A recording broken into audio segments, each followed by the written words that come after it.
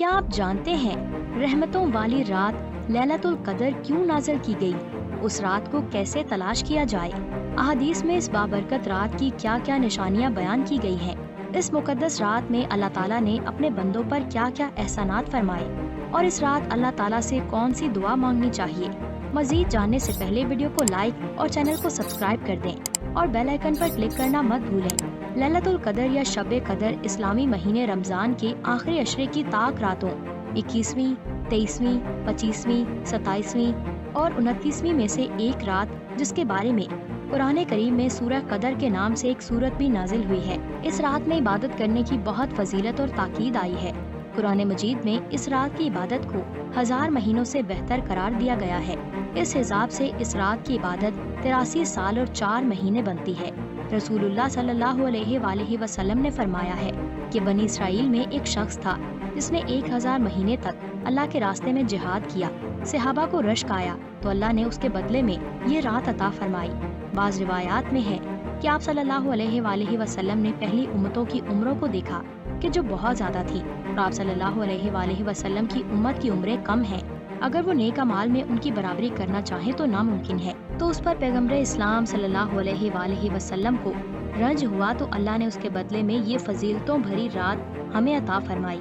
اللہ تعالیٰ نے اس شب میں قرآن کریم نازل فرمایا جو نوح انسانی کے لیے ہدایت ہے اور دنیاوی اور اخروی سعادت ہے۔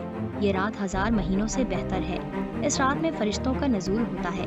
فرشتے خیر و برکت اور رحمت کے ساتھ نزول کرتے ہیں۔ یہ رات سلامتی والی رات ہے چونکہ اس رات میں بندوں کی عذاب و عقاب سے خلاصی ہوتی ہے۔ اللہ تعالیٰ نے اس شب سے متعلق پوری ایک سورت نازل فرمائی جو روز قیامت تک پڑھی جائے گی۔ شب قدر کی چند علامات یہ ہے۔ حضرت عبادہ بن صامت رضی اللہ تعالیٰ عنہ سے روایت ہے، یہ رات چمکدار اور صاف ہوتی ہے، نہ زیادہ گرم اور نہ زیادہ ٹھنڈی ہوتی ہے بلکہ بھینی بھینی اور معتدل ہوتی ہے۔ اس رات کو شیاطین کو ستارے نہیں مارے جاتے۔ آسمانوں کی طرف نگاہ اٹھا کر دیکھنے سے آنکھوں میں نور اور دل میں سرور کی کیفیت پیدا ہوتی ہے۔ شب قدر کے بعد والی صبح کو سورج میں تیزی نہیں ہوتی۔ اس رات میں عبادت کی بڑی لذت محسوس ہوتی ہے اور عبادت میں خوش و خضوع پیدا ہوتا ہے۔ بعض لوگوں نے دیکھا کہ ہر چیز سجدہ کرتی ہے، یہاں تک کہ درخت بھی سجدہ کرتے ہیں اور اس رات پانی میٹھا ہو جاتا ہے۔ ام المومنین حضرت عائشہ صدیقہ فرماتی ہیں کہ میں نے عرض کی، یا رسول اللہ مجھے بتائیں کہ میں لیلۃ القدر کو کیا دعا مانگوں؟ آپ نے اشارہ فرمایا، یہ دعا پڑھا کرو، اے اللہ تو معاف کر دینے والا اور معافی کو پسند کرنے والا ہے، بس مجھے معاف بھی کر دے۔ لیلۃ القدر وہ رات ہے جو صاحبان ایمان کے لیے مغفرت اور رحمت و بخشش کا پیغام لے کر آتی ہے۔ اس عظیم الشان رات کی عبادت اور اجر و ثواب کے حوالے سے حضرت ابو ہریرہ رضی اللہ تعالیٰ عنہ بیان کرتے ہیں کہ آپ صلی اللہ علیہ وآلہ وسلم کا ارشاد گرامی ہے، جو شخص لیلۃ القدر میں ایمان کے ساتھ اور اجر و ثواب کی نیت سے نماز میں قیام کرتا ہے تو اس کے پچھلے سارے گناہ معاف کر دیے جاتے ہیں۔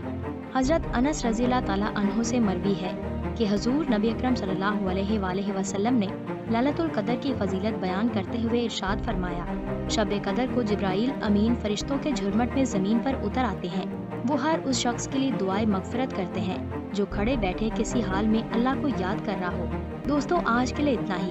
آپ کا اس ویڈیو کے بارے میں کیا کہنا ہے؟ اپنی قیمتی رائے کا اظہار ہمارے کمنٹ باکس میں ضرور کریں۔